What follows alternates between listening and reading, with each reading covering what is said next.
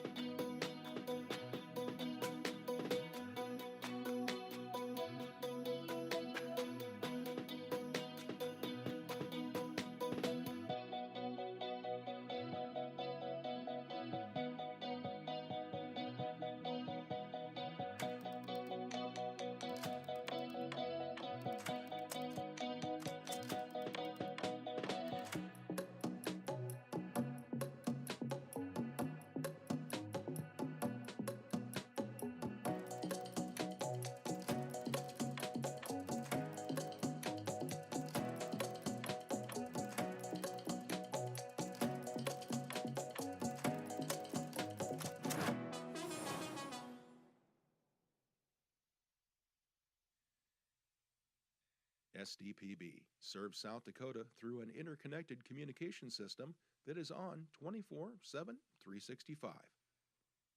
The first place for Amber Alerts, public safety announcements, and EAS messages. SDPB keeps public servants and citizens informed. Good, useful, and full of wonder. SDPB.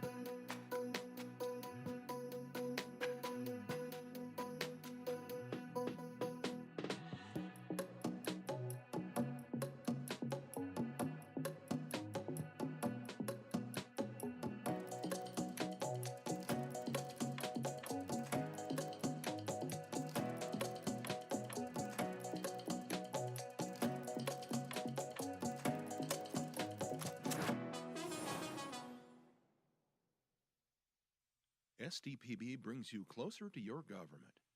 With gavel-to-gavel coverage of the South Dakota legislature and in-depth reporting from Pierre. Good, useful, and full of wonder. SDPB.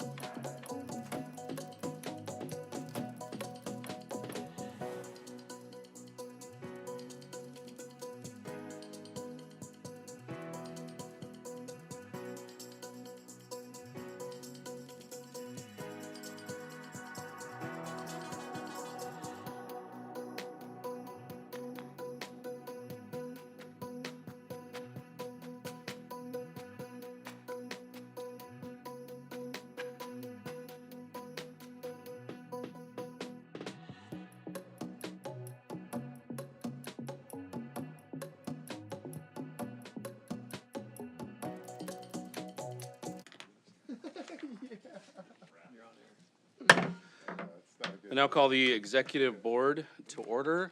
Madam Secretary, will you call the roll, please? Dybert, Here. Kolbeck, Here. Malhoff, Here. Otten, Pischke,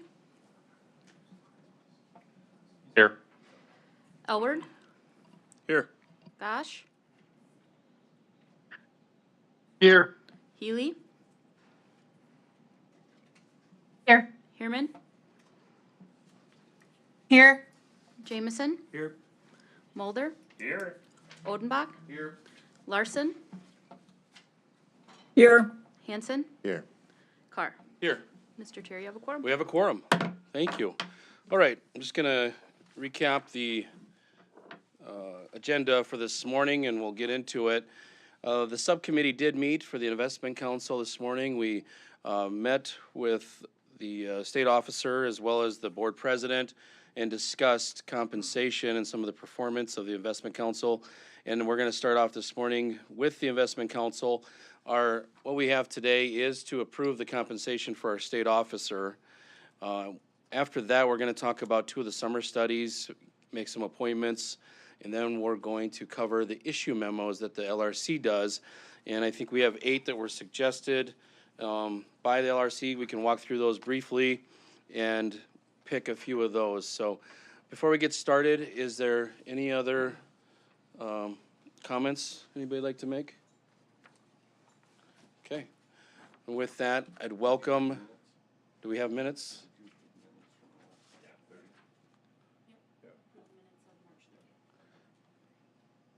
Is there a motion to approve the minutes? Or did we do it in April? No, this is for the March 30th. Go ahead. I got a motion by Representative Mulder and a second by Senator Kolbeck to approve the minutes from the March 30, 2026 meeting. All in favor will say aye. Aye. Opposed, nay. Those minutes are approved. Aye. Oh, thanks, everybody online. Sorry. Try to keep in mind the lag there. I know we do have a few online, and I know it's customary to try to raise your hand. And if you raise your hand and somebody hasn't called on you, within a reasonable amount of time, please just speak up and let us know. And then also just a reminder to please have your microphone muted the rest of the time. So we're in room 362. It feels good to be back in here. It just feels right for some of us. And with that, we're going to get started. I want to welcome the Investment Council this morning. Again, we're just going to kind of go through a review, a few things about the performance, some of the things that are coming up here. We're going to be looking for an individual for the board, and then the compensation. So with that, I'll ask you to introduce yourselves and proceed. Thank you. Hello, thank you, Chair, and thank you, E-Board, for hearing us today. I'm Steve Pietola from Yankton, South Dakota, Chair of the South Dakota Investment Council. This is my 5th year on the board and my final year. My term runs out on June 30th, and we'll talk about that just a little bit. With me today is Matt Clark, Chief Investment Officer. I'm going to turn it over to Matt. He's going to just briefly review what we went over with the subcommittee just 30 minutes ago and give us an overview of performance and the 529 plan. And, good morning. Again, Matt Clark, State Investment Officer. And we touched on the returns fiscal year to date through March 31st for the retirement system, about 6.3%. It was, a little over 8 a month earlier, but the markets fell off a lot. We only dipped a little bit because of outperformance of the individual stocks we do hold during March, the month of March, and also due to being more conservatively positioned, we had less in equity exposure, particularly due to hedges against the stocks that we did hold. So we're running around 6.3%, similar to our annual expected return for the retirement system to kind of stay on track with being able to pay all of our benefits. The trust funds, they are managed a little more conservatively, and they also don't use some of the same hedging instruments as the retirement system does. And so we had a little bit less than exposed to the individual stock selection that we do for retirement system. And so they're working around 4.5 to a little over 5% through March. And then for the 529 scholarship program, each year we have a reminder that the executive board picks 2 members of the scholarship selection committee. Way back many years ago, the council had a scholarship program, and that was funded by the arrangement with the 529 College Savings Plan administrator.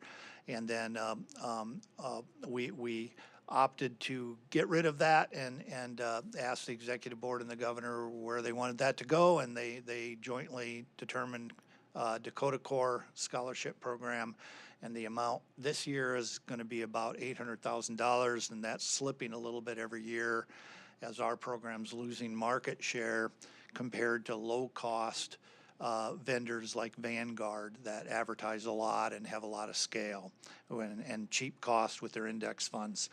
And so that's slipping a little bit each year, but it's still about $800,000, and we had last year renewed that contract to continue for another 5 years and then can reevaluate at that time.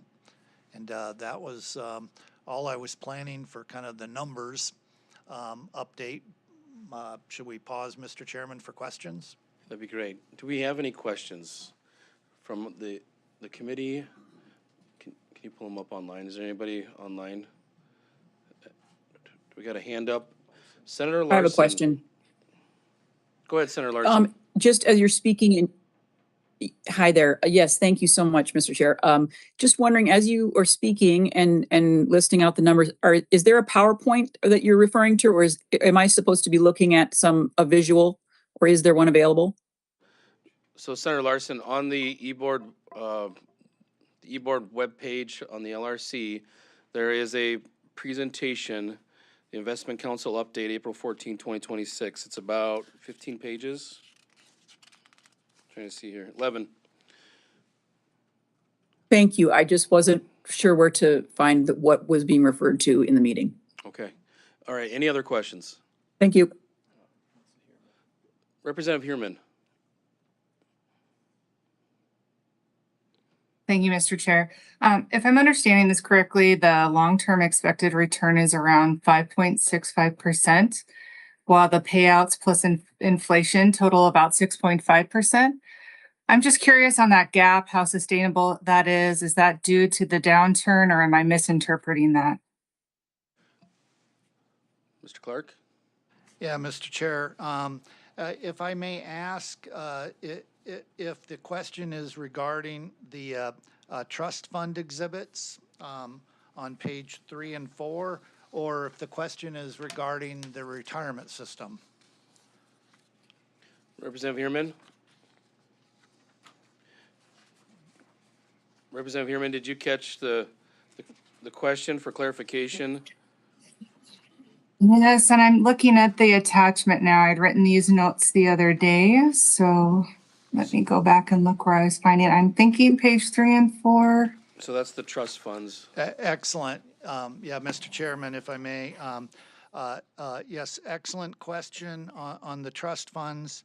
I'm looking at page 3, and for the healthcare trust, for example, our long-term expected mean return of 5.65%, and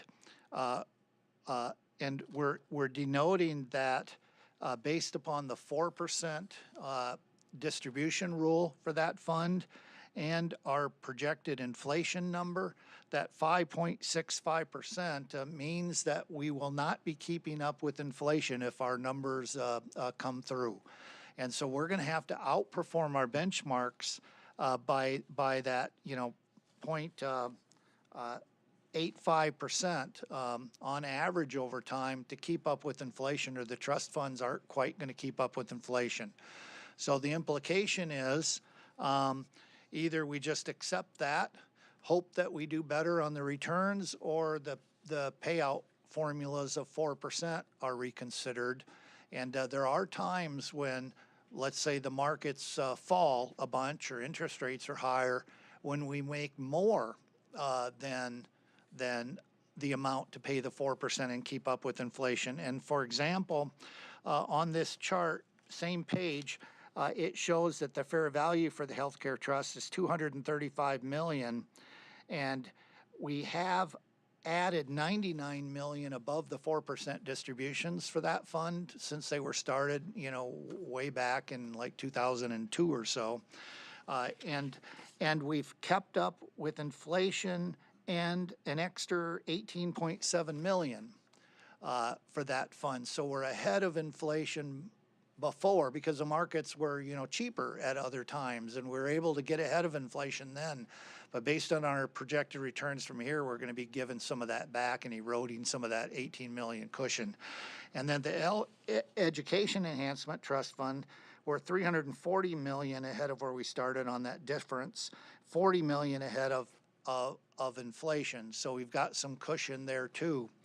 And if the markets do fall or interest rates go up, then our expected return from those levels will go up.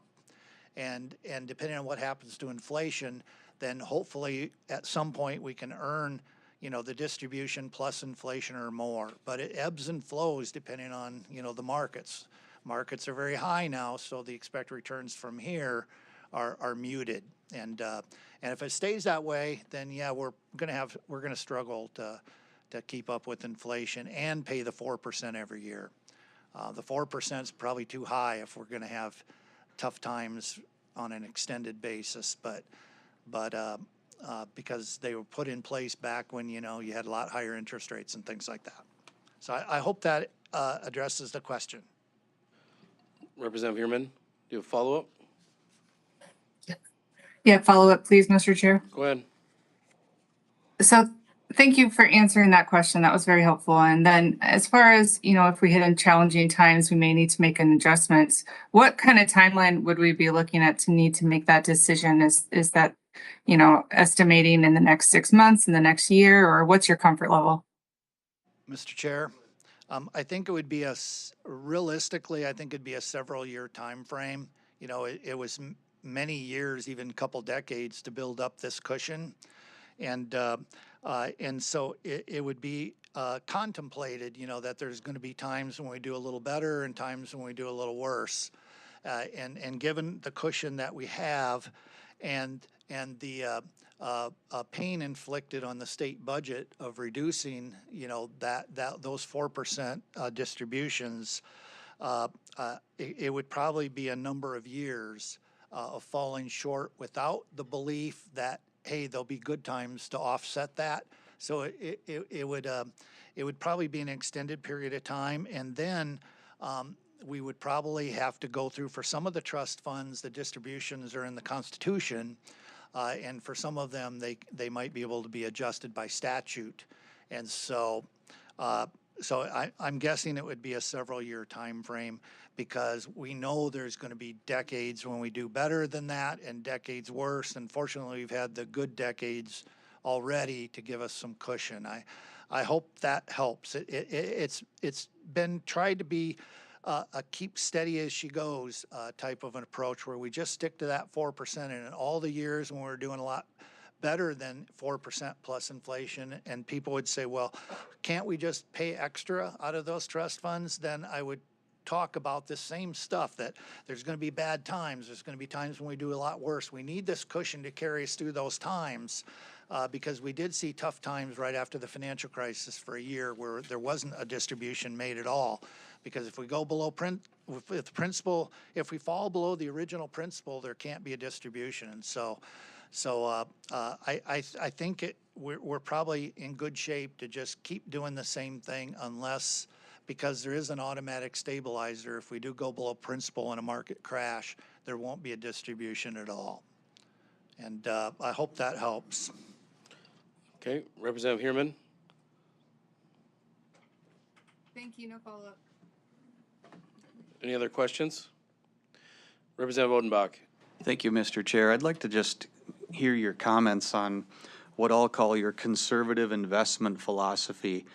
When I do a web search, the overall S&P 500, if you were just in the market in general, 331.25 to 331.26, had a total return of 17.8%. And our managed here on the overhead says we were at 6.30%. So, we're looking at almost a third of what just the overall S&P was at. So I guess I'd just like to hear a little discussion on that. Yeah, Mr. Chair. Yep, go ahead. Yeah, could I clarify the exact time frame you used? Was that June 30th through March 31, so a 9-month period, or? Well, what I was looking at is 331.25 to 331.26 is saying they had 17.8, and ours says our estimated return through 331.26 was 6.30. I don't know if I assume that's a year over year as well. Sorry, Mr. Chair. Yeah, that's a 9-month number that we're showing. So our fiscal year to date would always be June 30th to now. The comparison is very valid, if we wanted to look at a year over year. Of course, our return would be higher too if we included the last June 30th year. But the S&P has done the best out of all the markets by far. Our benchmark for stocks is global with a home country bias. So if we had 75% of our stock money in a global benchmark and 25% in the U.S. component of global, that's what we compare our stocks to. And if we're neutral on different markets, that's where we would be. So the S&P 500 isn't actually our benchmark because we are global. At times, the S&P will do better. It had done the best in the last several years, although, recently it's been the worst performing market. In recent months, as emerging markets have done better, the foreign markets have done better, and small cap as well. But over a multi-year period, the S&P is still the best by far. But we didn't know that would be the case. We assume there'll be times when the S&P will do best, but other times when emerging markets will do better, or foreign stock markets, or small cap. And so we have our benchmark, that has a mix of all of those in it. And then in hindsight, we can go back and see what did best, but we don't believe we can predict what will do best going forward. There's been a lot of conversation about American exceptionalism, and how the largest U.S. companies have benefited from that the best, the big tech companies, for example. And we believe they had become expensive and overvalued and had gotten into a bubble. And so we were more defensive about that and those holdings. Same thing was true in the late 90s. You know, we became defensive about the internet stocks, you know, at least a couple years early and missed a lot of the bubble on the going up. But then we sidestepped a lot of the pain on the way down. And in the end, the markets ended up such that we were glad that we did what we did by missing out a lot of the upside, but missing downside too, compared to just riding it up and down. And so it depends on when we look. Are we going to look when the bubble gets bigger? Well, then we're going to miss out and we're going to lag behind. And in fact, the only way to outperform in a period like that is to take more risk than everybody else in exposure to the bubble. And then if it turns out to be a bubble and it goes down, unless we are fortunate to get out in the right time, then we're going to suffer more than everybody on the way down as well. We don't believe that we can predict the short-term timing. All we believe is that we can measure, is it a good value or not? And we know that the markets go way above a fair value, and they'll go way below a fair value at times. We don't think we can predict the nature of the timing of the psychological shifts that fuel those swings around fair value. We're like land appraisers that appraise the value of a property based on the rental income that's going to come, or for an apartment building on the rental income. And we know that markets will sometimes go way above that or way below that. And we try to play those swings in a sense by, just like Warren Buffett would on trying to buy low, sell high. So if the market's selling below kind of our sense measurements of fair value, which are very cash flow based, so everything's cash flow based, and the growth of the cash flows and the proper discount rates that take into account the risk. So when stocks or real estate or anything is selling below its appraised fundamental long-term value, then we go overweight it. So we're not always conservative. We're only conservative when assets are overpriced in our view based on cash flow generating potential. When they're underpriced, we have more than benchmark exposure. We'll have more in stocks than others. Like in 2009, we were at our maximum risk, you know, after Lehman went bankrupt and the markets were very cheap. We were at our maximum risk, which was equivalent in a simple stock bond cash world of being 85% stocks, 15% bonds, and 0 cash. And if the markets would go down a lot to get cheap again, we would do the same thing again. And so we're only going to be conservative versus others when the markets are above our estimates of fair value. When they're below our estimates of fair value, we'll go fully to our benchmark returns and then below. And if the U.S. stocks become cheaper on a cash flow appraisal basis than small cap, if U.S. like the S&P becomes cheaper than small caps or cheaper than emerging markets adjusted for the risk, and European or Japanese stocks, then we'll move into whatever is the cheapest. And so if U.S. stocks have a long run and maybe they start cheap and they deserve some of it, but then if they overshoot and it goes too far, then we move away. So not only will we have less in stocks if stocks as a whole are expensive, but if that's led by U.S. stocks being the most expensive at all, we'll also have within the stocks we have an underweight to those large cap U.S. stocks, and we'll be overweighted emerging markets or value stocks, as some would call it, kind of cheap, non-exciting stocks. And so I hope that helps, or should I elaborate? I'll see if you want to direct any elaboration. Okay, so we can do a follow-up. I can sense that you probably have one, Representative. Here's what I'll also just mention, not to cut any discussion down, but I just want to be mindful of time too. We will be meeting, the Investment Subcouncil will be meeting June 16th, okay? And then we'll also be meeting August 26th. In June, our primary focus is to fill the opening on the board. August is when we do the full review of performance. And what I might suggest, even though in August we'll be doing that full review of performance, maybe we could have some more of the data and the charts comparing us to the S&P and some of the other indexes and benchmarks, so that we can, I think your description is great, but it's a little abstract for some of us without seeing the charts and the numbers. The question is not a new question. You know, what are we doing as far as performance, and why are we not performing as high as some of these others? I think last year I asked the question, you know, do we have master carpenters building picnic tables, to, you know, illustrate my concern with that as well. So with that being said, we will prepare for more in-depth analysis in the subcommittee meeting in June. Let's try to tie up our conversation now. If you have a follow-up question, Representative Olbach, at this time.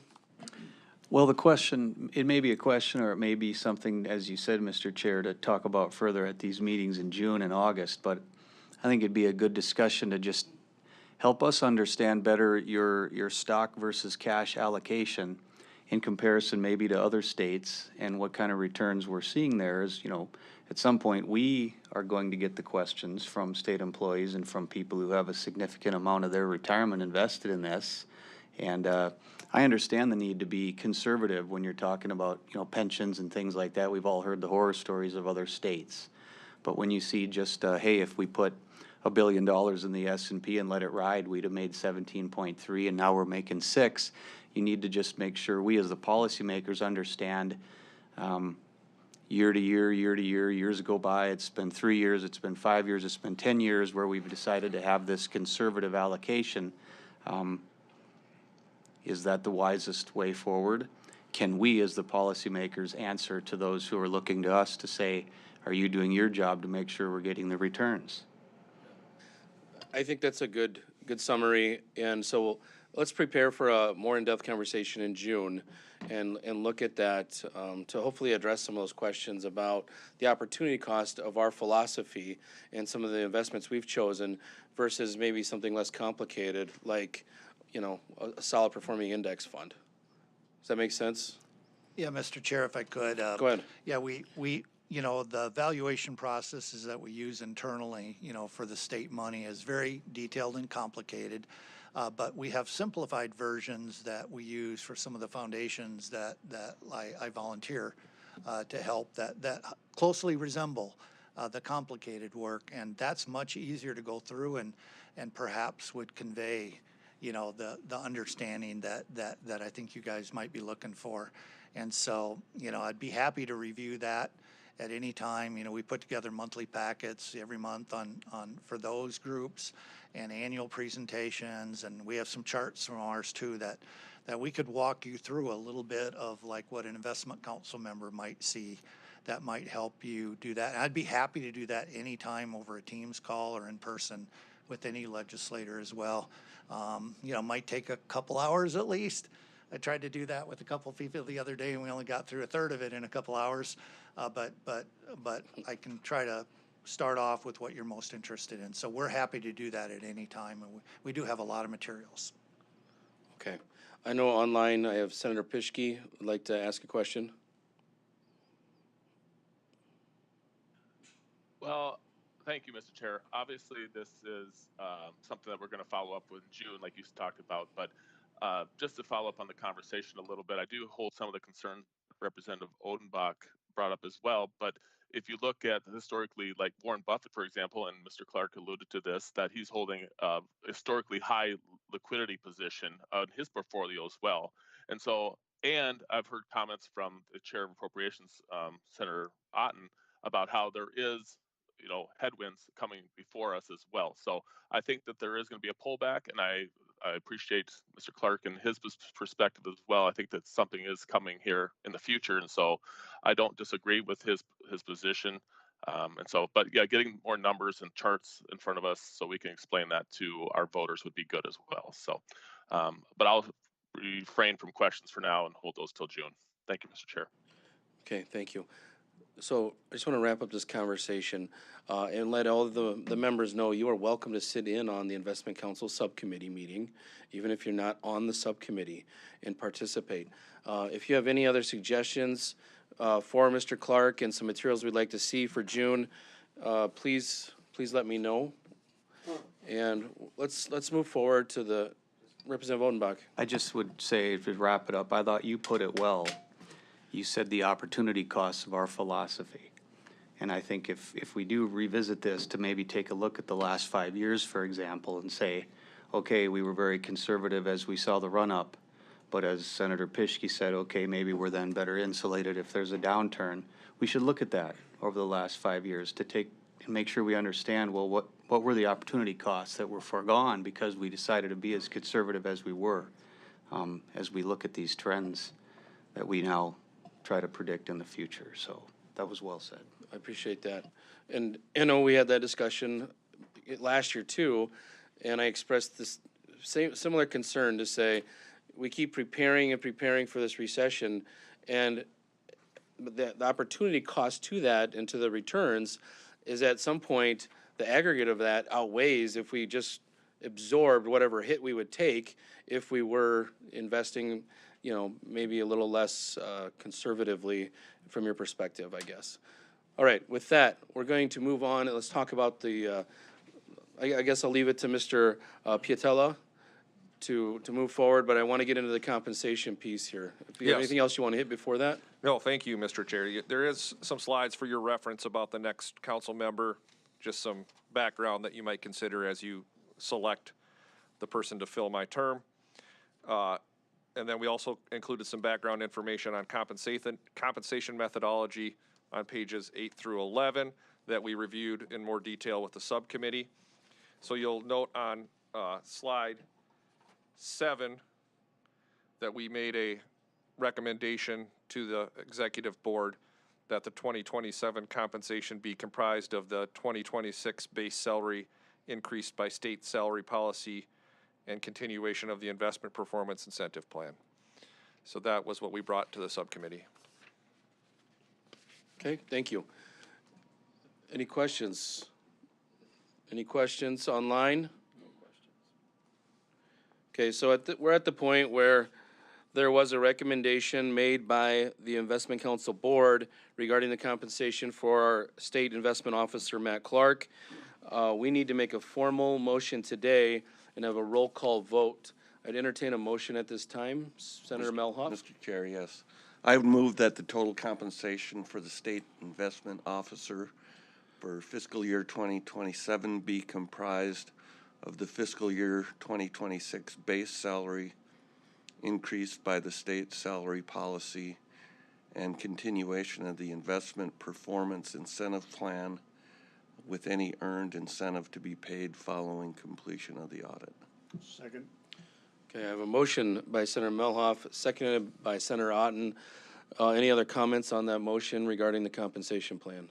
Mr. Chair. Go ahead. Yeah, I think it's a conservative recommendation that reflects the region we live in and the public service aspects of the position, and I think it's competitive for this region when you take all that into consideration. Thank you. I'll just add a couple comments. I think we are very fortunate in having the state officer that we have and for such a long period of time. This compensation package has a base and plus the ability for incentive up to 200%. The average that we discussed has been about 80% of that incentive. And, going back to our discussions about returns, the state officer could, I think, be put, if he wanted, put his thumb on things a little harder so that performances maybe are higher to pursue a higher return so that his incentive compensation would be higher. But recognizing your dedication to your philosophy, you have forgone that incentive because you do believe in that philosophy so strongly. I'm not saying that we should all necessarily believe in it, but you do. And I mean, the proof is right here in your compensation. I don't know if that all made sense to everybody, but I just want to acknowledge that you are dedicated to this even when it costs you basically money and compensation. And I think you should be commended for your dedication to your philosophy. Any other comments? Seeing none, this is a roll call vote. Madam Secretary, will you call the roll, please? Dibert, Aye. Colbeck, Aye. Melhoff, Aye. Otten, Aye. Pischke, Aye. Elward, No. Gosh, Aye. Healy, Aye. Heerman, Aye. Jameson, Aye. Mulder, Aye. Odenbach, No. Larson, Aye. Hanson, No. and Carr. Aye. Mr. Chair, you have 12 ayes and 3 nays. The motion passes. Thank you, gentlemen. We'll be in touch, regarding the position that needs to be filled, as well as maybe some information to be presented in June. Thank you and safe travels. Thank you.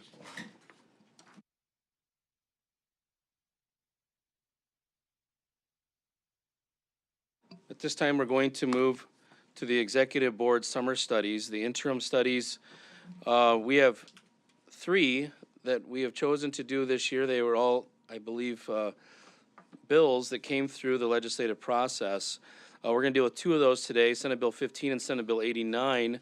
The first one is Senate Bill 15, the Developmental Disabilities Service Delivery Committee. I've asked the speaker just to walk through what that committee has been tasked with and what they will be looking at and pursuing during the interim. Mr. Speaker. Thank you, Mr. Chairman. The Developmental Disability Service Delivery Committee was created as a result of Senate Bill 15. Section 1 sets out the scope of the committee's work. The committee shall examine the Medicaid waiver programs administered by the Department of Human Services, which provide home and community-based services to individuals with intellectual and developmental disabilities, for the purposes of A, streamlining provider biennial review and accreditation requirements to reduce administrative burden, improve clarity and consistency, and support sustainable individual-centered service delivery, and B, assessing roles and responsibilities to ensure that current practice, policy, and service delivery match system realities. Secondly, the committee shall hear testimony from the Department of Human Services on the operation of and changes to the waiver programs. Third, seek feedback from individuals with intellectual and developmental disabilities, their family members, community support providers, and case management organizations regarding services provided under the waiver programs. And finally, consider proposed legislation or changes to the waiver programs to improve services and efficiency. Thank you. Okay, so this, in section 2 of this bill, it does lay out the members, and it consists of 9. So we've got the chairs of Health and Human Services in the House and Senate, so that's Representative Mulder and Senator Jensen. The chairs of the Appropriations Committee, Representative Derby, Senator Otten. 2 members of the House appointed by the Speaker, 2 members of the Senate appointed by the President Pro Tem, and 1 member of the Minority Party appointed by the Executive Board. And then the chair and vice chair need to be appointed by the Executive Board as well.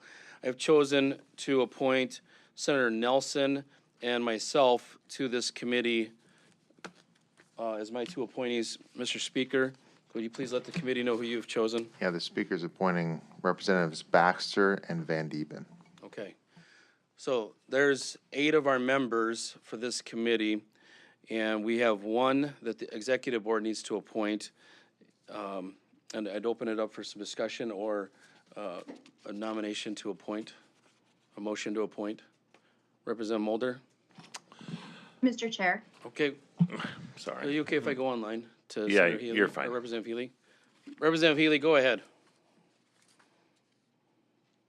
Thank you, Mr. Chair. I would like to appoint Representative Nicole Uri-Balk as the minority member of this committee. Second. Okay, I have a motion by Representative Healy. It was seconded by Representative Mulder. Comments on the motion? Thank you, Mr. Chair. I'll be brief. Nicole serves on the Education Committee. She's worked with individuals both in her professional career and in legislation in the past few years with disabilities and individualized education plans. I just think she would be a really helpful resource navigating these policy issues as our minority member on this committee. Thank you. Any other comments? I'll just say that Representative Yuri Balk also was on the 2025 summer study that we had regarding the developmental disability services and delivery that led us to this, to make sure that we have some follow-up and continued conversations. And she was a valuable member of that committee as well. So I believe that this is just a voice vote. Is that correct? Okay. Seeing no other comments, the motion is to appoint Representative Yuri Balk to the Developmental Disability Service Delivery Summer Study. All in favor will say aye. Aye. We have- Aye. Okay. And all opposed, nay? The motion passes. Nay. All right. So with that, our next task regarding Senate Bill 15 would be to appoint the chair and vice chair. We'd like to get that done today as well so that this committee can start planning their meetings and their summer.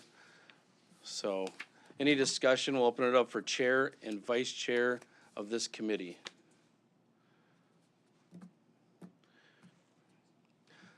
Okay, well, I guess, do you have something you want to say, Mr. Speaker? This is the one that you're on. I am on it. I put myself on it. Well, I would motion to make you chair. Okay.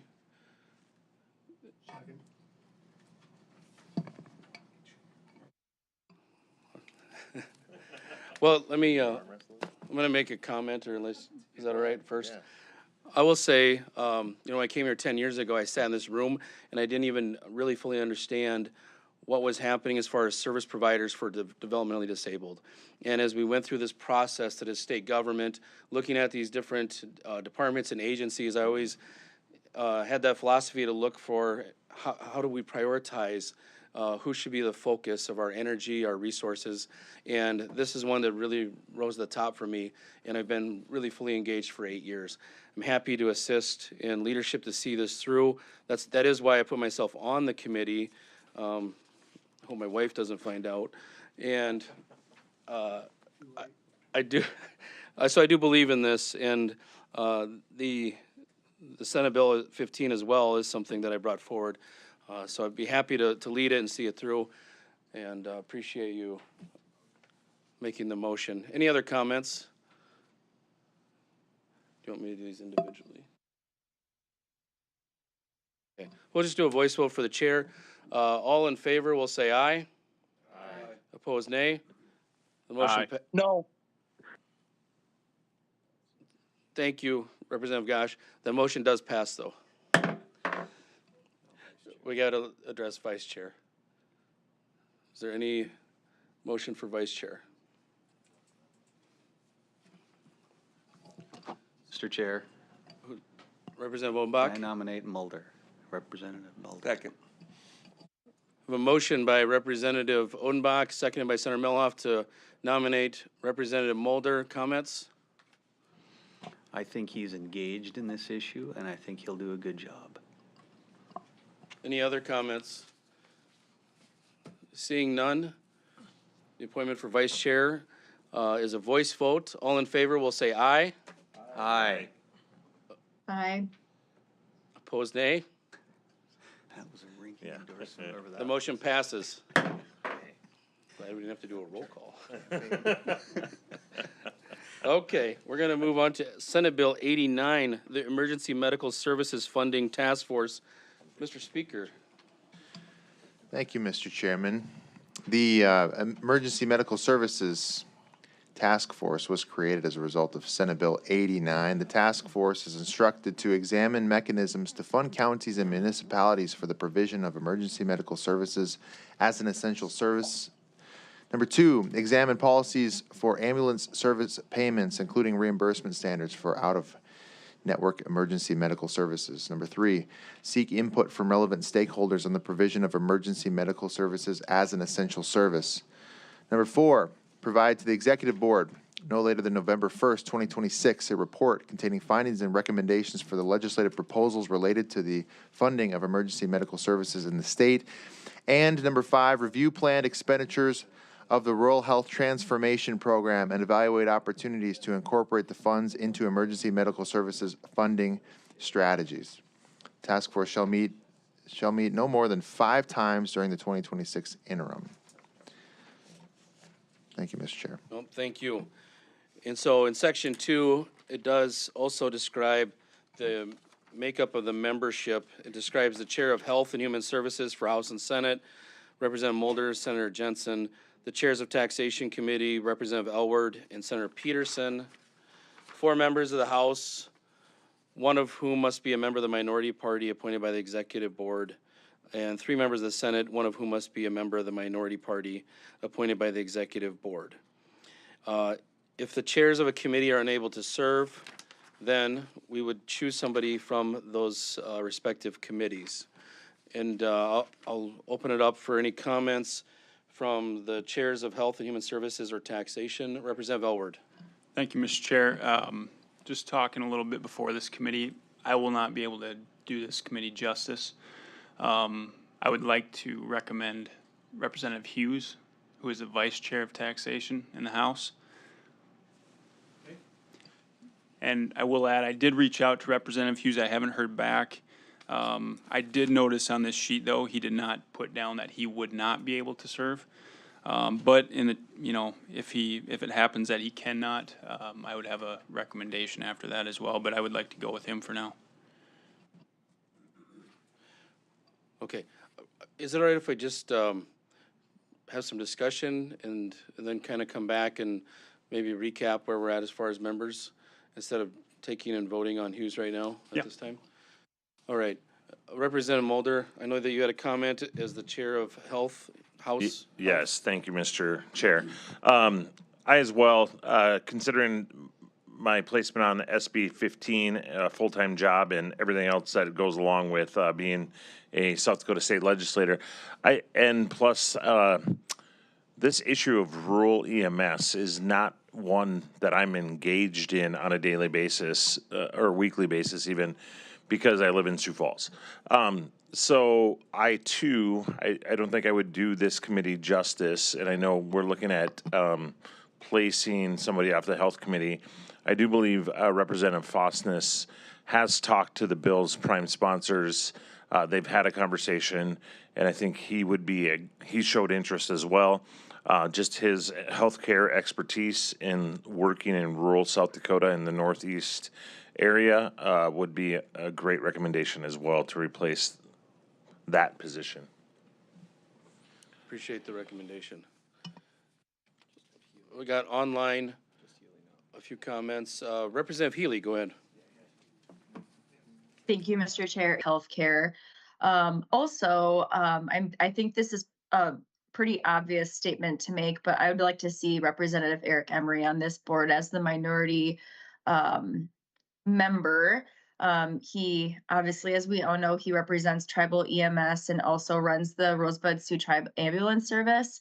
This is so cool. He was just appointed to the National Emergency Medical Services Advisory Council, and that advises the U.S. Department of Transportation on national EMS policy. And that role is federally appointed. It's highly competitive with members across the whole entire country. So just wanted to call that out. I would love to see him back on this committee since he's just so knowledgeable in this area. Thank you. I see Senator Dybert, you have your hand up. Go ahead. Yes, thank you, Mr. Chairman.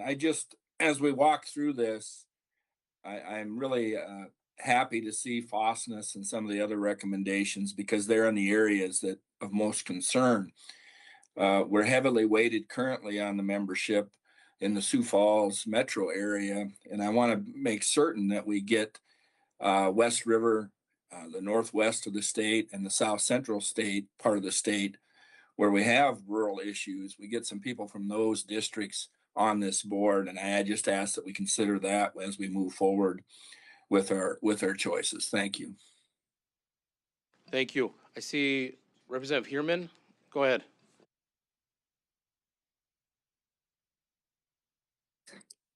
Thank you, Mr. Chair. Are we just looking at membership at large for the Emergency Services Fund Task Force right now? Or are we looking at taxation as well? Right now, it's a discussion, kind of overall, so if you'd like to discuss either, you're welcome to. Sure. I just wanted to put forward Representative Weems for House taxation. She's a longtime legislator and very active and engaged. I think she would be a great participant in that. Also for the at-large members, looking at the EMS side of the House, also would be interested in Representative Hunt. She has a great understanding of remote rural area needs, as well as Representative Cole, who served on the committee last year. And did a really great job. He's always engaged and an active participant. Representative, do you know if any of those individuals would be willing to serve? None of those that you mentioned signed up. Okay, hold on. I want to just ask Representative Heerman first. So you mentioned a couple of people. Do you know if they would be willing to serve? I don't know. I thought that they would be great candidates, and I see now that they're not on the list. But Okay. Senator Colbeck. Unless I'm seeing it wrong, emergency services, I think Cole did say he would. Oh, then I missed it. I apologize. Yeah. Okay, But the I other didn't see two I don't Weems on see. there. All right, Representative Mulder. Thank you, Mr. Chair.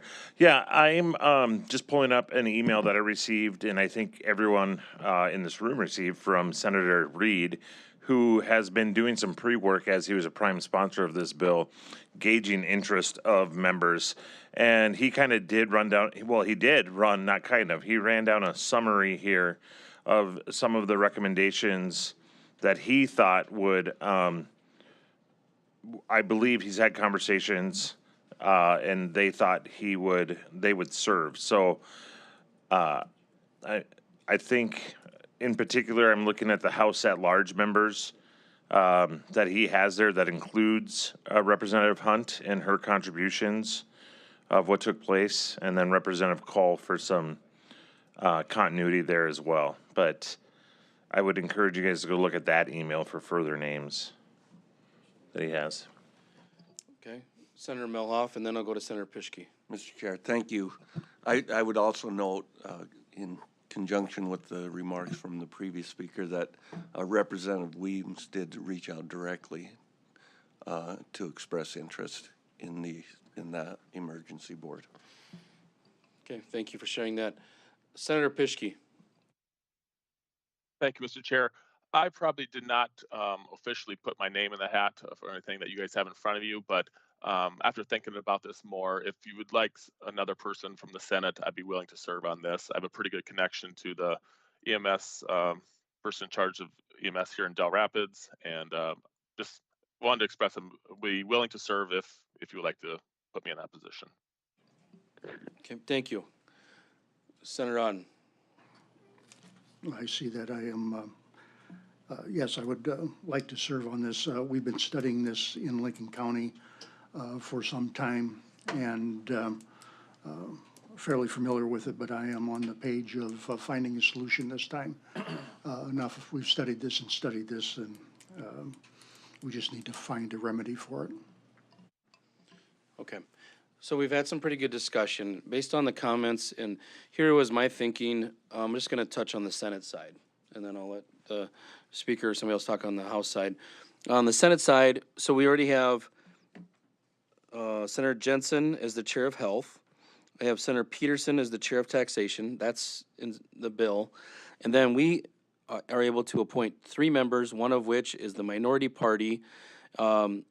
Senator Larson indicated that she'd be willing to serve, so that checks the box for our minority party. We have 2 other members, and I would suggest that they be Senator Otten and Senator Reed, based on their experience and time and interest on this subject matter. I'd like to hear from any other senators on that recommendation. Senator Colbeck. That's exactly what I had written down in my notes too. The 2, Otten and Reed, volunteered. We've got Jensen and Peterson, and Larson is the obvious minority candidate. So I think that makes great sense.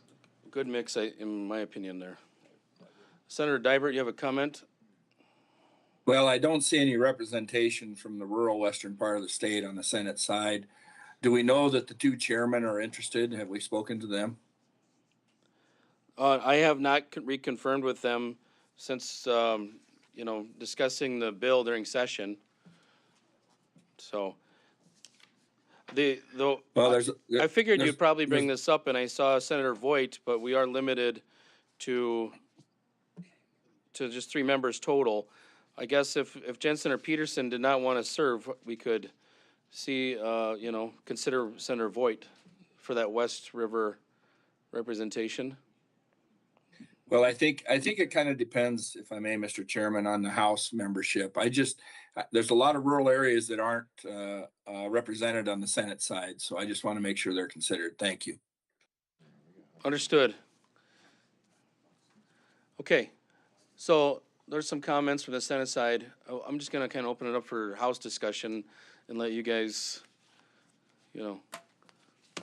help determine your membership. Mr. Speaker. Thank you, Mr. Chair. Well, for starters, for the minority member, I think Representative Emery definitely makes the most sense, and I'd be supportive of that. I like the idea of putting Representative Hughes on as the vice chair of taxation. It tries to keep it at least, consistent with the call of the Senate Bill 89, which called for the chair of tax. Doing the vice chair makes sense if Representative Aylward doesn't think that he's the best fit for that position, so I would support that. And then beyond that, the names that stuck out to me are Fosness, Hunt, and Weems. So that's kind of where I'm at. Others might disagree, and that's okay. But I'll just sort of throw those names out there for starters. So that's a total of 5? That's a total of 5, yeah. So it needs to be 4, one of those would be filling the taxation requirement, so that does work. Okay. And fill the health requirement as well with Fosness. So you need 1 more member. Oh, we need 1 more member. Okay. I would throw it Drew Peterson, who his area has been affected by this as well. Okay. Any other comments from the House? Anybody online? Why don't you recap that, Mr. Speaker? Yeah, so from the House, it would be Representative Hughes, Representative Peterson, Representative Emery, Fosness, Hunt, and Weems.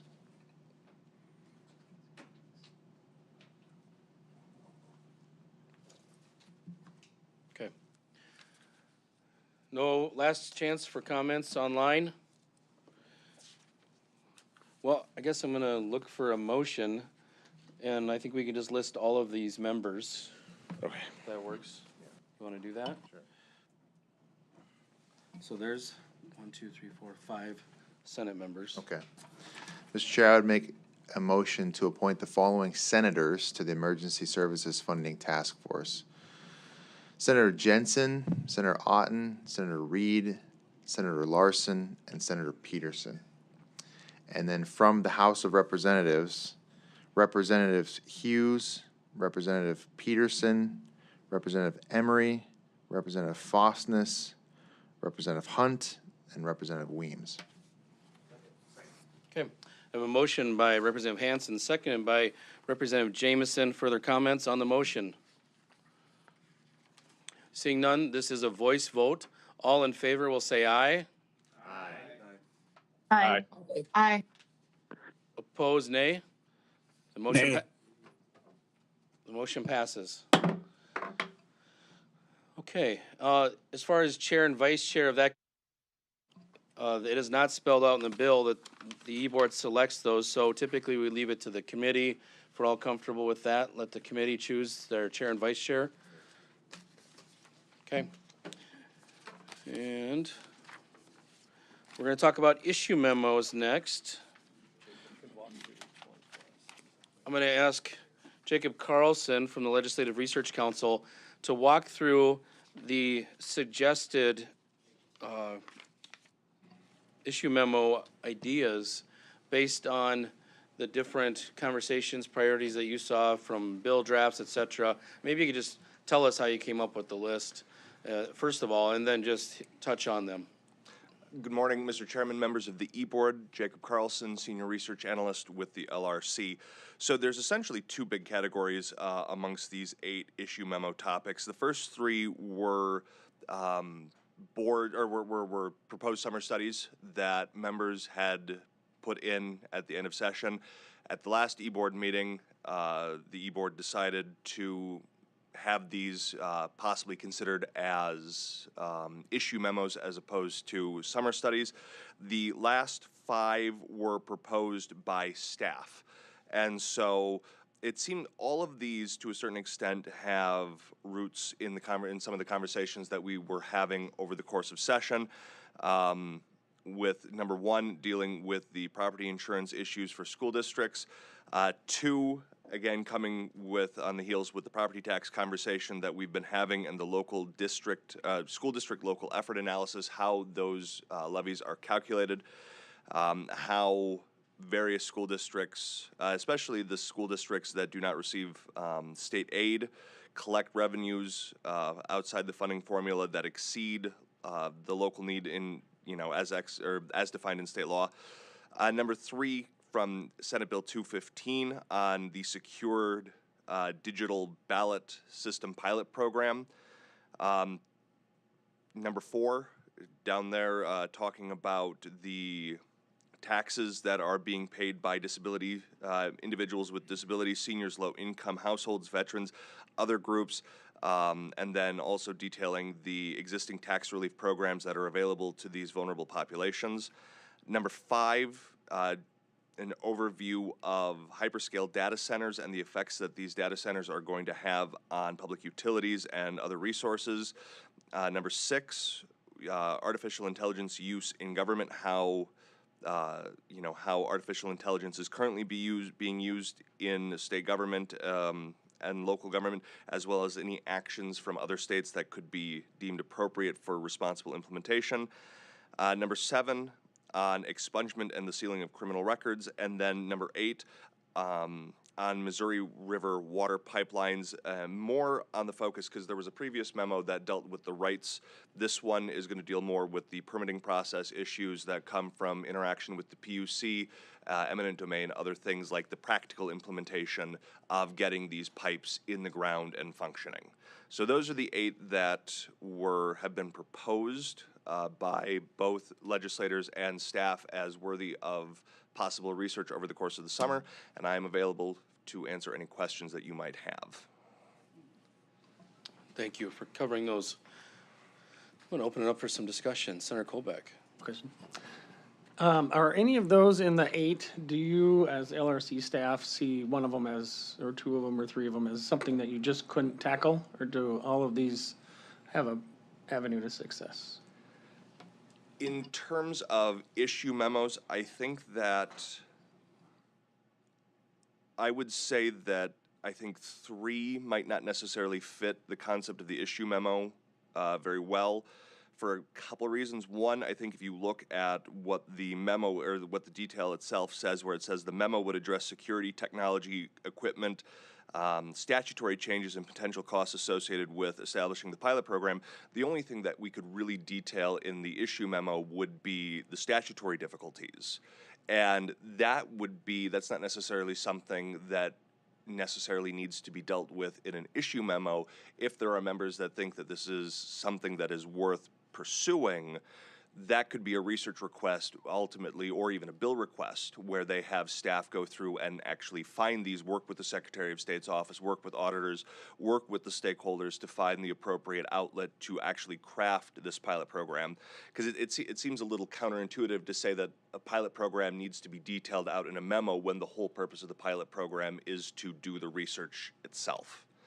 Other than that, I think that the E-Board would need to dig into what it wants to look at with regards to number 2 and local effort analysis, because the question would be, is it possible to separate out local effort analysis from the broader question of the state funding formula altogether, and if there's a need to look at the funding formula.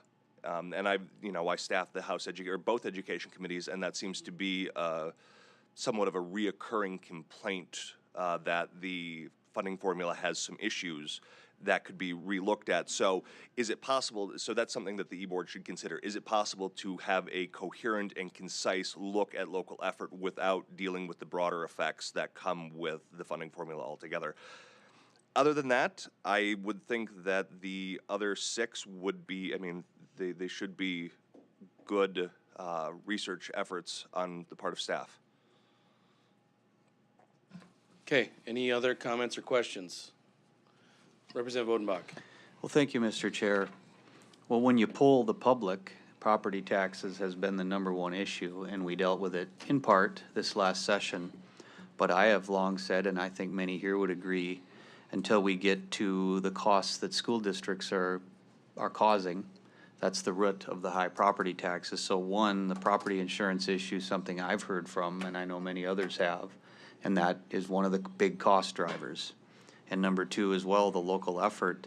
We heard over and over this idea that we've got the same max levy statewide, but many places valuations skyrocketed, others were flat.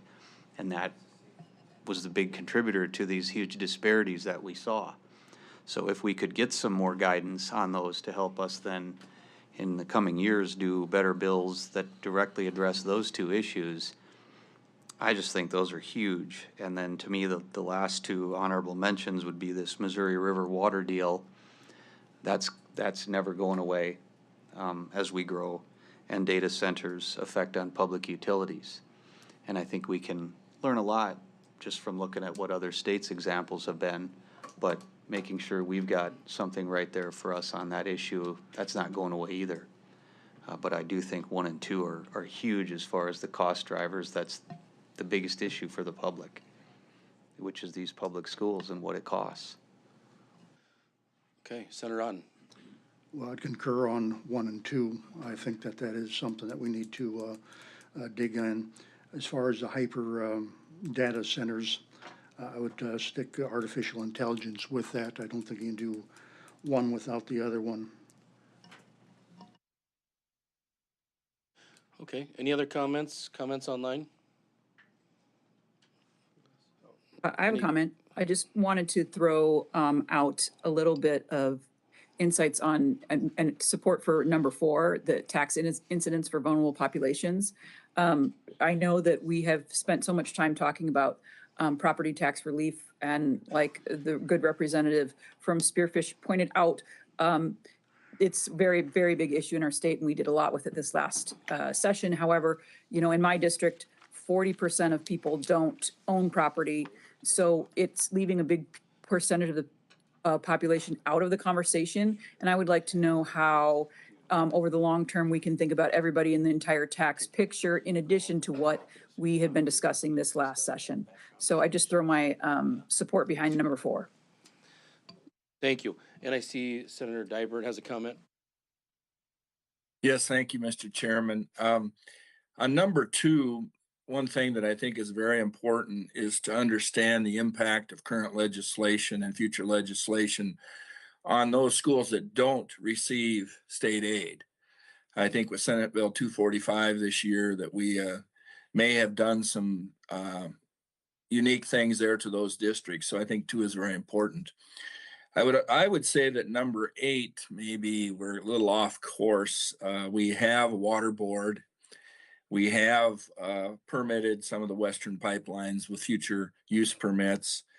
I don't see the value in that as it's written, not saying that there isn't some possibility with that #8, but as it's written, I don't support it. Okay, other comments? Senator Colbeck. Yes, just a question. What's a reasonable number and a workload expectation for LRC? 3, 4, 5, 6 of these? And I'll show my cards. I'm thinking 2. I think this summer, in discussing with the director, with the current load of studies that are being undertaken with statutory committees, we would think that, anywhere from like 4 or 5 would be doable on our end So we would be able to do that. Go ahead. I'm sorry, John, do you want to wait? I just, in reading an article recently about how many ballots are in Minnehaha County, I'm gonna throw my hat in the ring on number 3. The issue memorandum, evaluate implementation of secure voting systems. Make sure that we had a lot of voting issues in state affairs, a lot of people with security mentioned that, so that might be a good one. Okay, other comments, Mr. Speaker? Okay, anybody else online?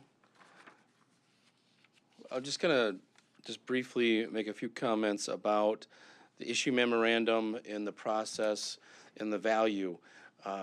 Some of these ideas were proposed as summer studies, but if you think about a summer study versus the issue memorandum, I really appreciate these, and we got some great white papers from the past.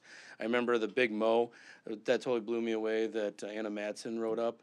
I thought that was fantastic. And there's objectivity to these. There's no agenda.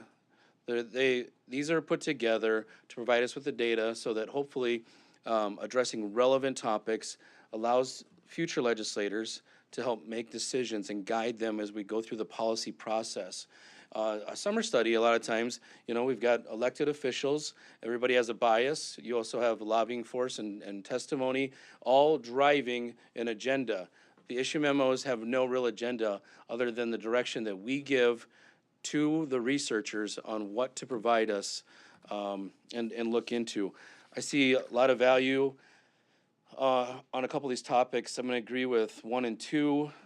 I like, so those are the property insurance for school district local effort analysis. I do think we're not done talking about hyperscale data centers. Any further research on that is always helpful. So that way we're not just making things up on the go and relying on opinions, I guess, in the legislative process. And then the AI use in government is something that we've consistently looked at. I think we need to stay on top of it, understand, is there anything that any action needs to be taken? How is it being used? And then I think there's a couple others that could be looked at if you want more data on the tax incidence of vulnerable populations. We've obviously been dealing with property tax, looking at some of these groups, because we have bills already, and we've had some that have been around for years regarding some tax relief for low income, for disability, for seniors. Maybe some further analysis and understanding the numbers would be helpful in either determining whether to pass or not pass future legislation to affect or impact those populations. So those are some of my thoughts, but 1, 2, 5, and 6 are probably my top 4 that I would throw out. Representative Jameson? Should we just maybe eliminate number 7 at least? Nobody's really spoken on that one, and maybe we just start working our list, whittling it down. Would that be helpful? Okay. Is everybody okay with removing number 7, Senator Melhoff? I'd be okay with removing number 7 and number 8. Okay, number 7 and number 8. Senator Dybert? I would actually remove number 3 as well. I don't think this is the topic that we can respond to. I don't think this is the method to use. So I would support getting rid of 3, 7, and 8. 3, 7, 8. Everybody okay with removing 3, 7, and 8? I feel like a bingo caller. The director is indicating that the remaining 5, the LRC would be able to do and handle this summer. So that'd be the property insurance for school districts, the school district local effort analysis, tax incidence of vulnerable populations, hyperscale data centers, effects on public utilities and resources, artificial intelligence use in government. At this point, let's take a motion for a voice vote, and then if there's any further comments, we can do that. But there's 5 topics. Would anybody like to provide a motion? Representative Odenbach? I move that we ask the LRC to do issue memos on those 5 topics. 1, 2, 4, 5, and 6 was what I had circled on the total list. Second. So I have a motion by Representative Odenbach, seconded by Senator Melhoff. Any comments on the motion? Further comments? Representative? Should provide us some good data for making policy in the future, I hope. Okay, any additional comments? Seeing none, this is a voice vote. All in favor will say aye. Aye. Aye. Opposed, nay. The motion passes. Okay. Let's, Mr. Director, why don't you just touch on the last interim summer study and give us an update on how we're going to proceed and when we'll be able to finalize the membership of that. Rachel, would you please? Mr. Chair, Rachel Pearson, Chief of Legislative Operations. So because we have to get interest from outside individuals, what we're planning to do is we will have an application that we are going to post on or before May 1st. My plan is to keep that application open until June 1st, which will give us, at least a month to get some interest, and then I will send all of that information on for any applicants to the executive board with enough time before their June 16th meeting. Mr. Director. Mr. Chair, those positions too are non-member positions, so it will take a little bit more time to get some interest there. We're hoping to make those, or finalize this committee though at our June meeting, correct? Any questions from the committee on this process? Any online? Can you just touch on our June meeting and the other items that we'll be talking about, please?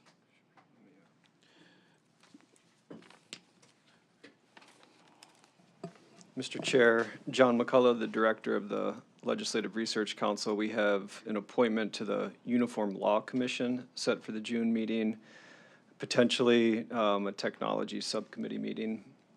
We have to set the travel fund allocation for this interim and the evaluations of the Auditor General and the LRC Director.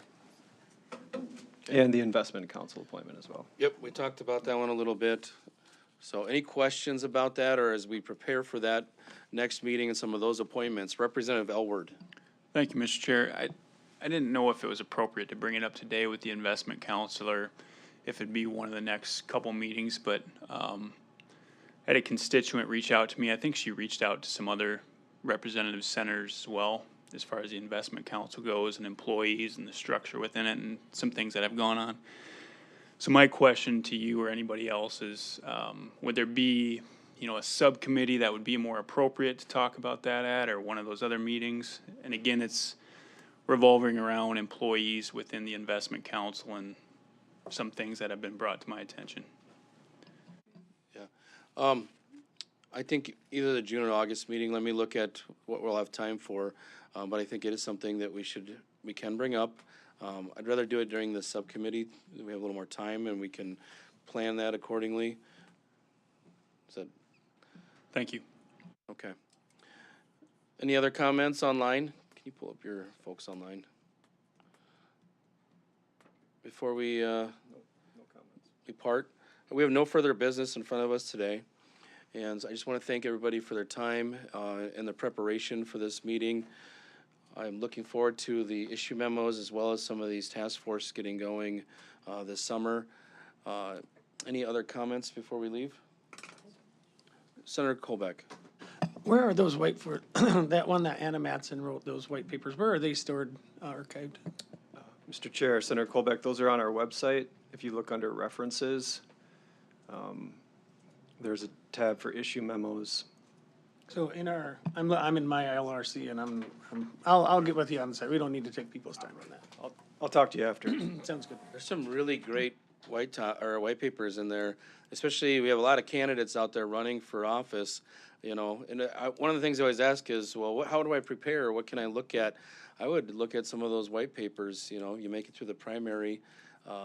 Those white papers are a great way to catch up on some of the policy discussions and analysis that are relevant for South Dakota lawmakers. So, okay.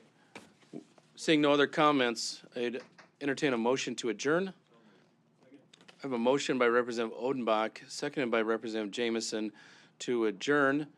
And there'll be a voice vote. All in favor will say aye. Aye. Aye. Opposed, nay. We are No. adjourned. Thank you very much. SDPB brings you closer to your government. With gavel-to-gavel coverage of the South Dakota legislature and in-depth reporting from peer. Good, useful, and full of wonder. SDPB.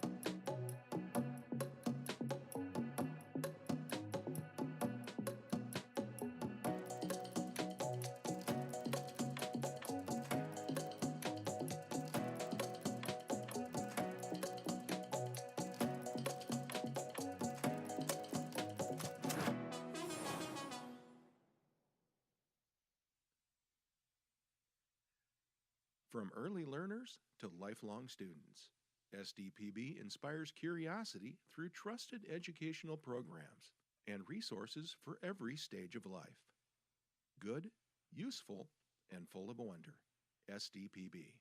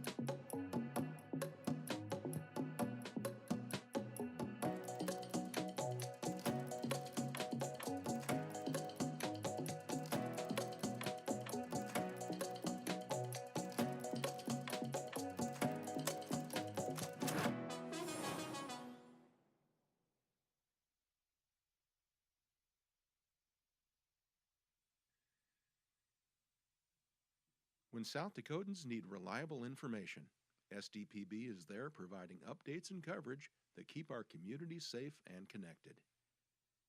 Good, useful, and full of wonder. SDPB.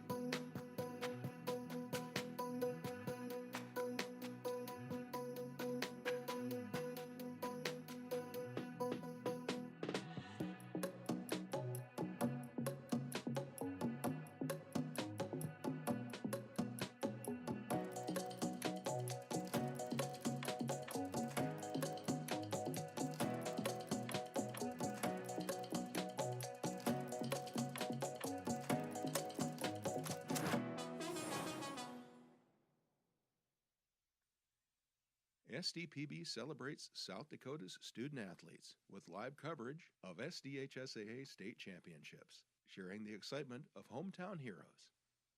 SDPB. Good, useful, and full of wonder.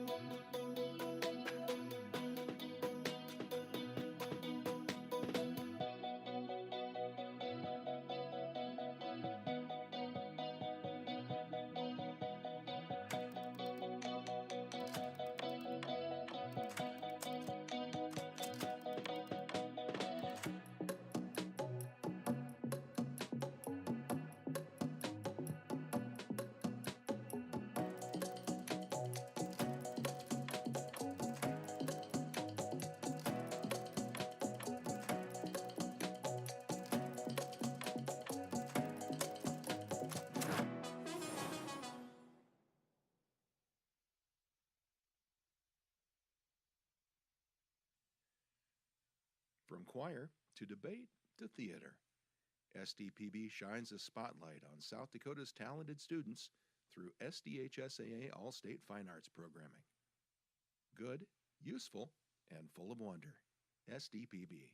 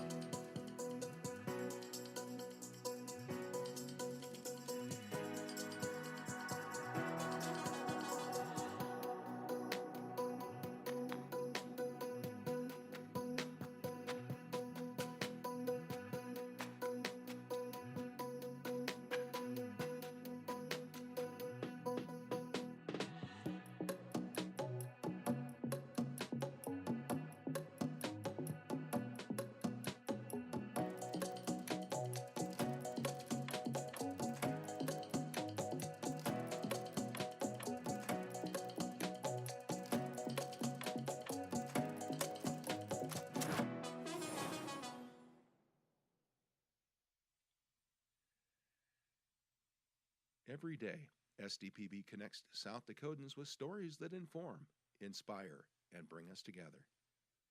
SDPB, good, useful, and full of wonder.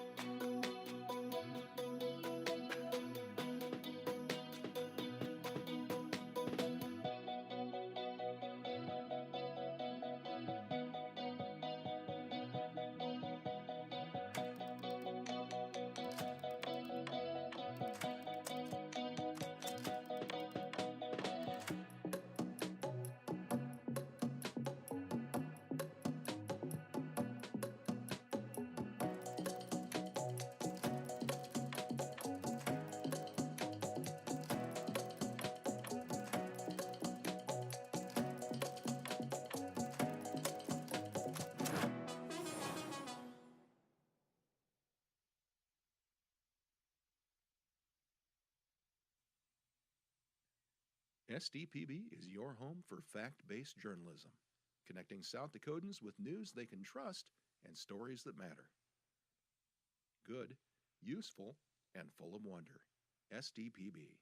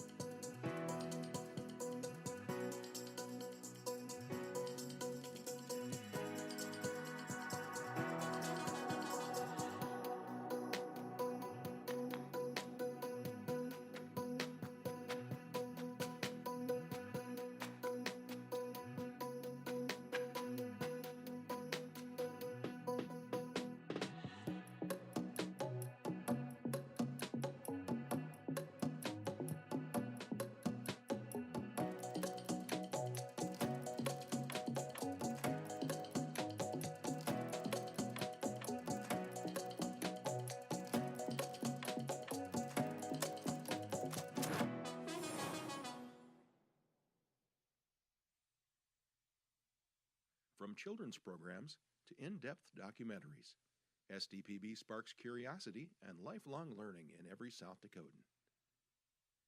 SDPB. Good, useful, and full of wonder.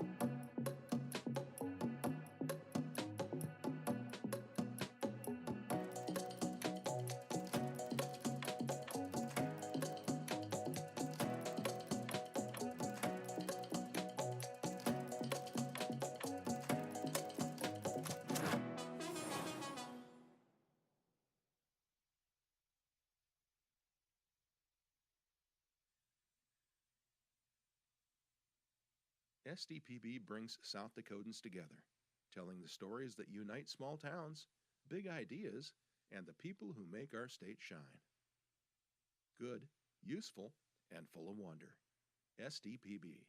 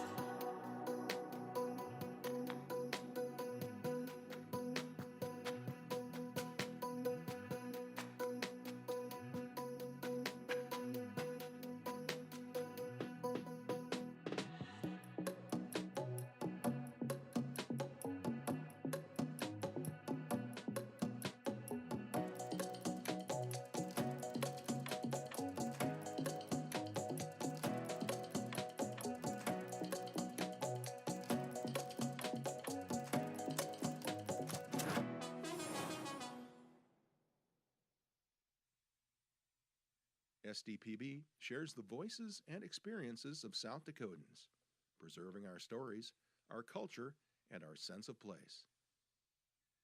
SDPB, good, useful, and full of wonder.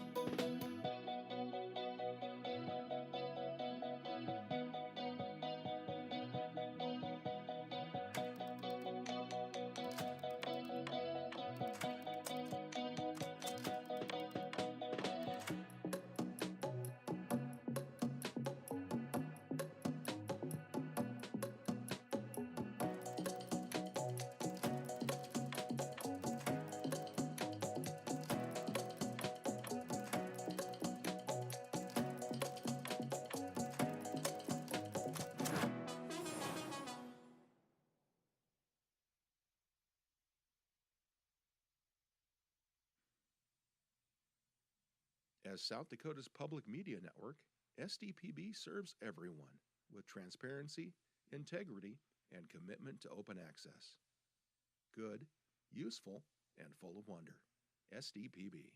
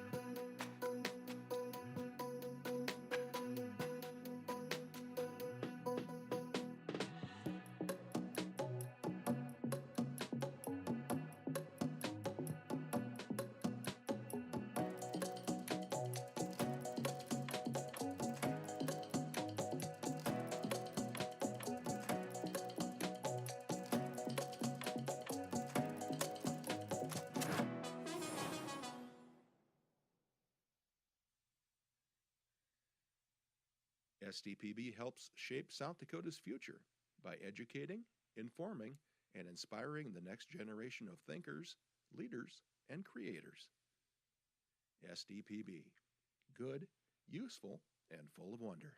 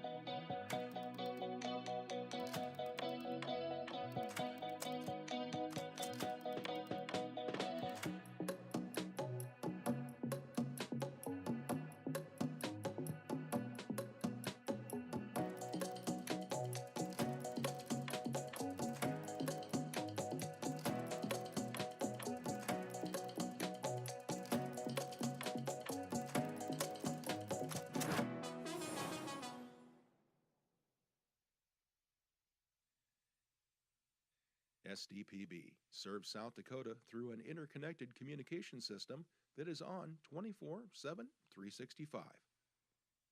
The first place for Amber Alerts, public safety announcements, and EAS messages. SDPB keeps public servants and citizens informed. Good, useful, and full of wonder. SDPB.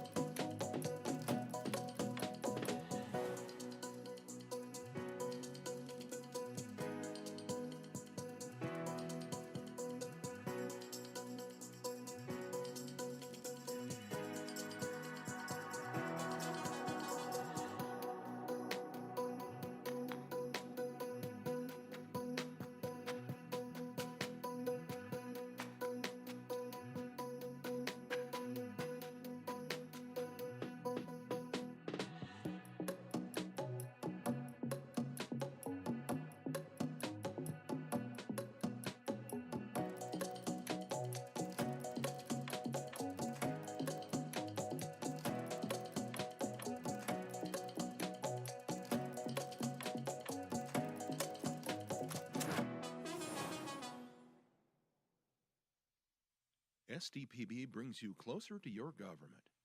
With gavel-to-gavel coverage of the South Dakota Legislature and in-depth reporting from Pierre. Good, useful, and full of wonder. SDPB.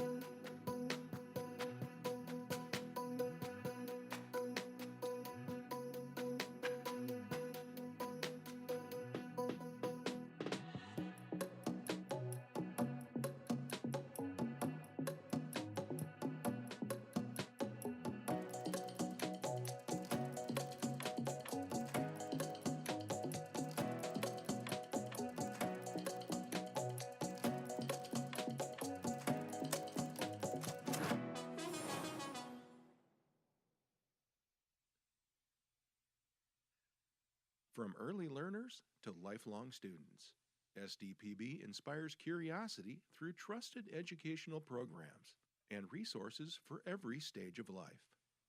Good, useful, and full of wonder. SDPB.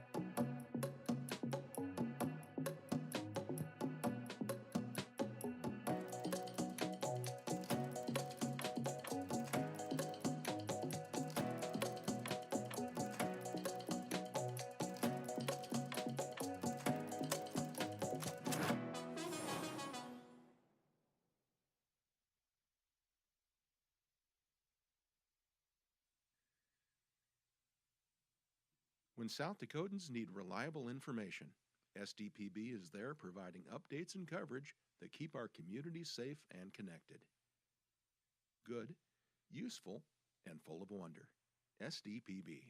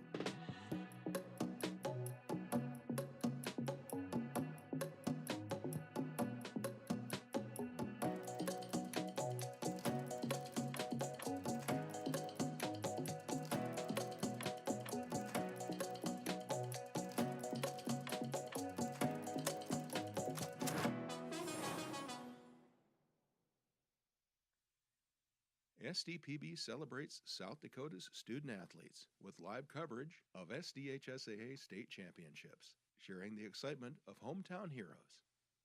SDPB, good, useful, and full of wonder.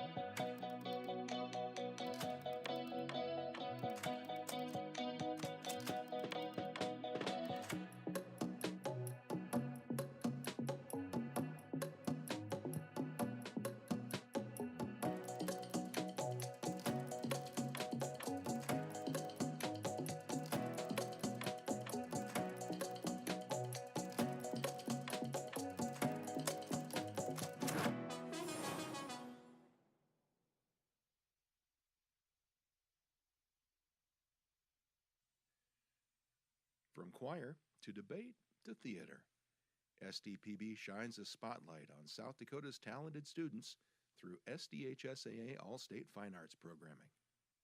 Good, useful, and full of wonder. SDPB.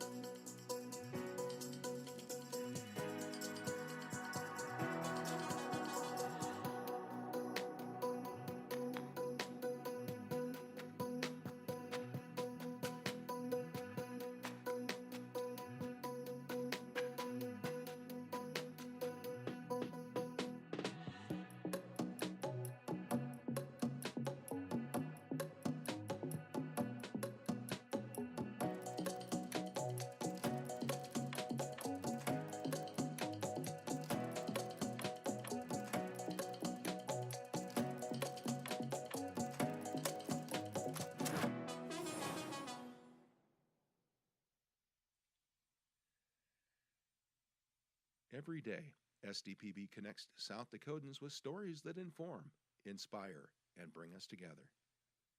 SDPB, good, useful, and full of wonder.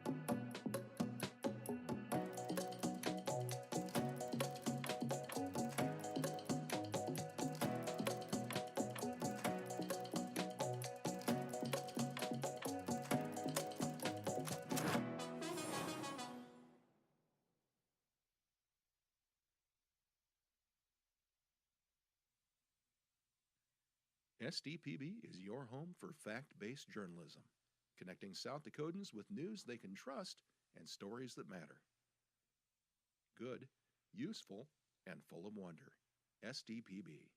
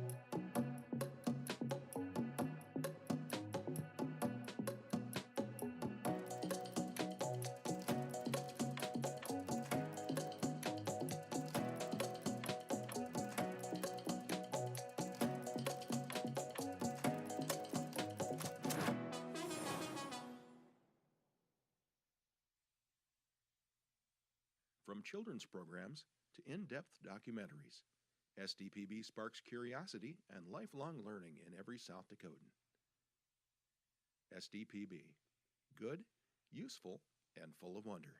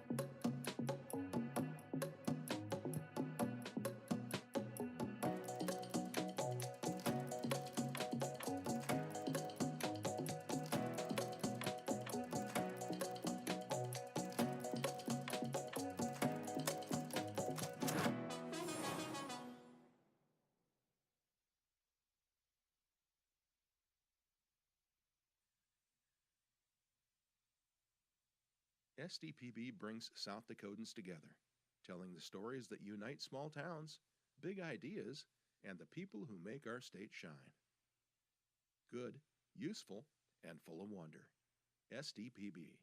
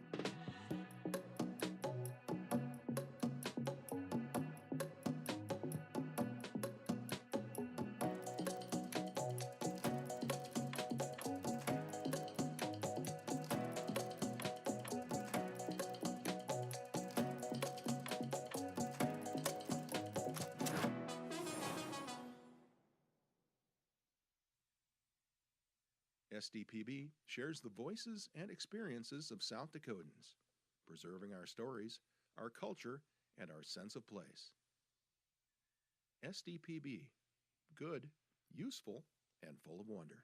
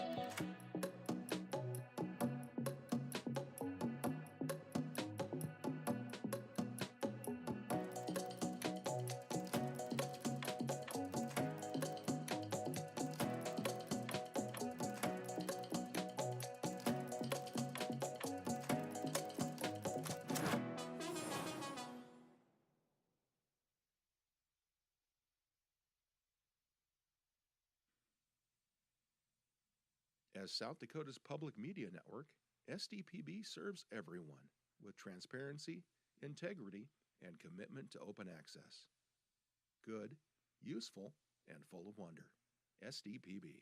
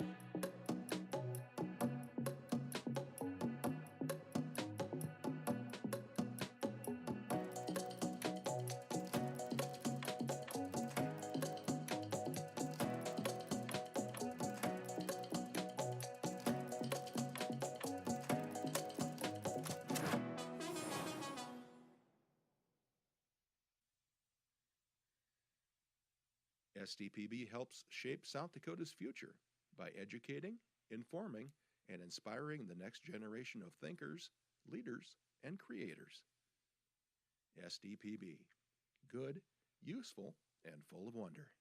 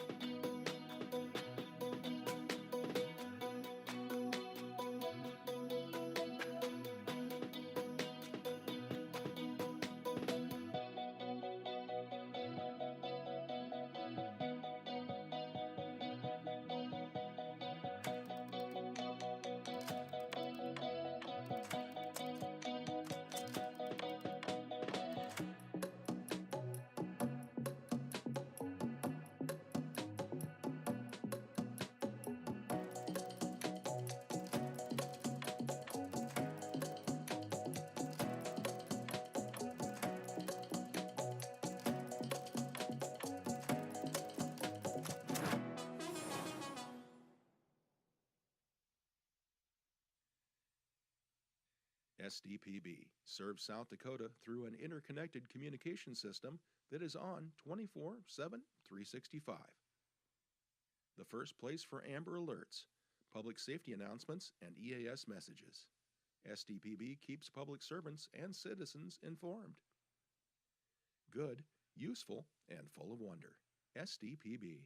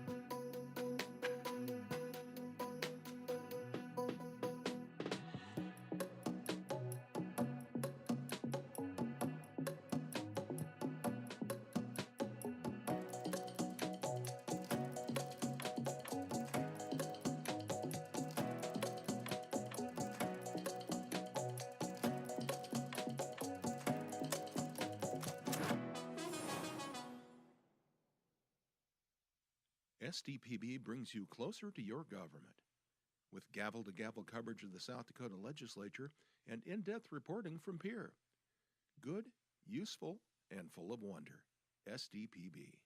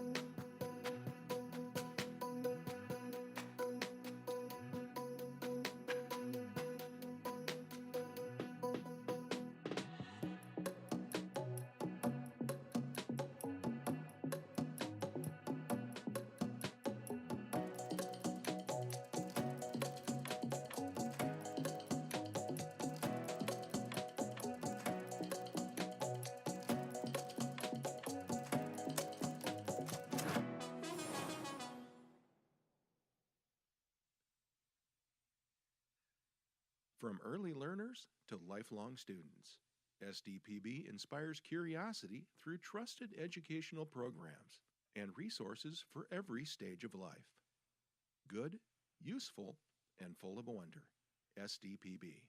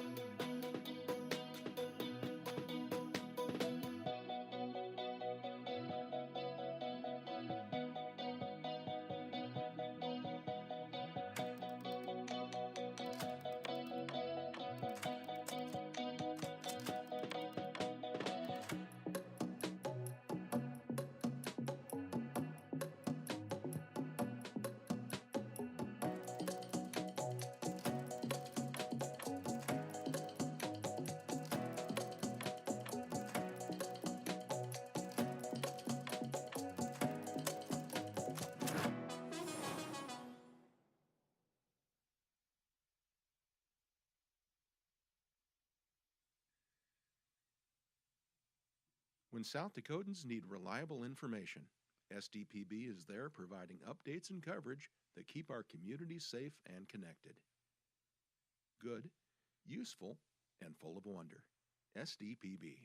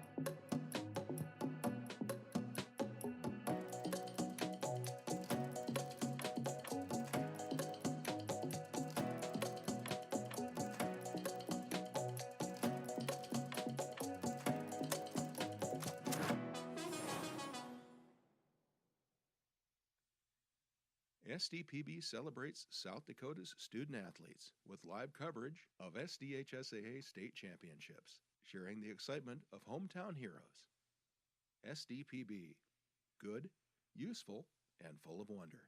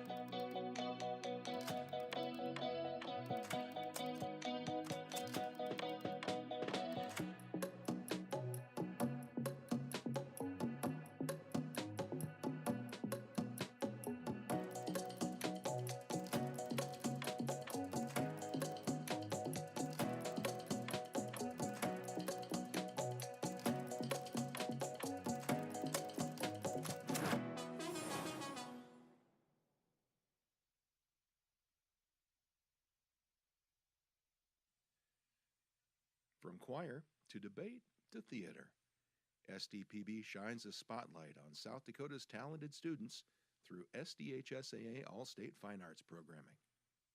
Good, useful, and full of wonder. SDPB.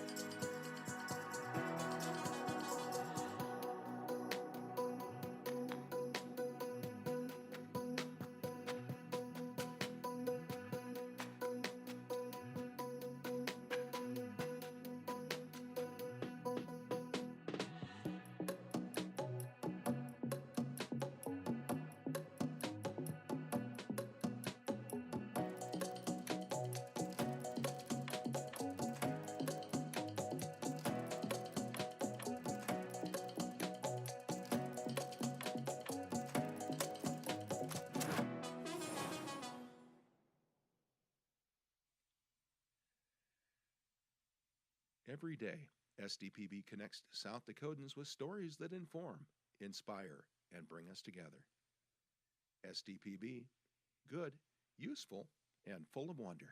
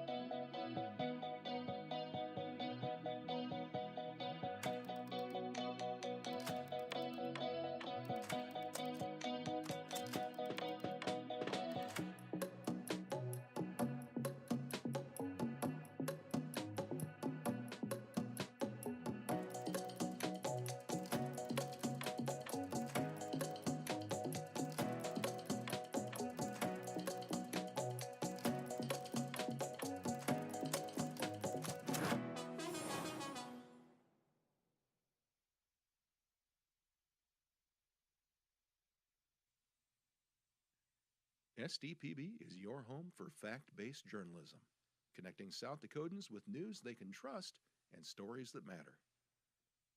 Good, useful, and full of wonder. SDPB.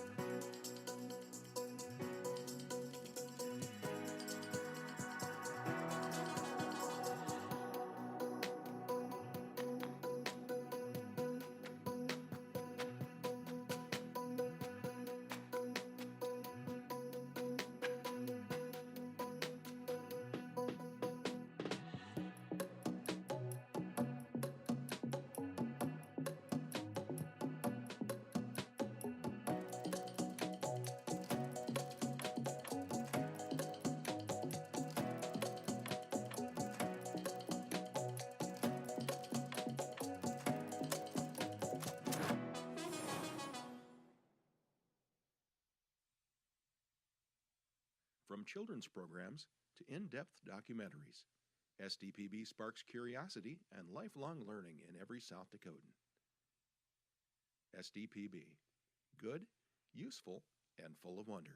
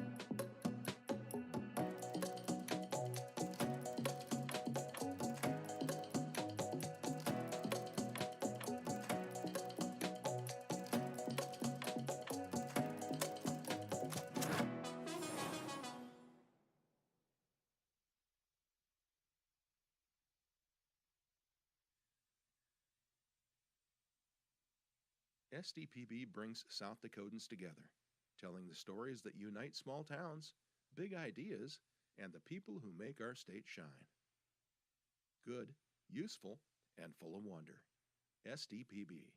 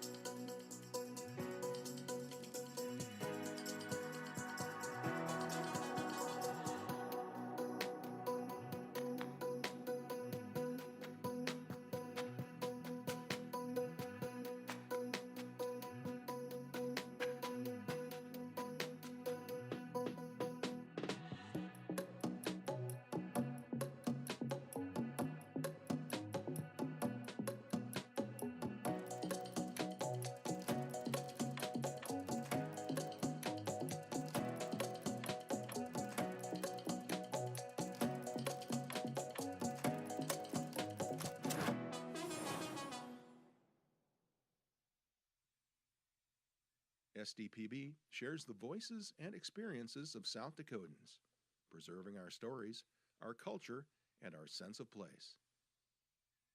SDPB, good, useful, and full of wonder.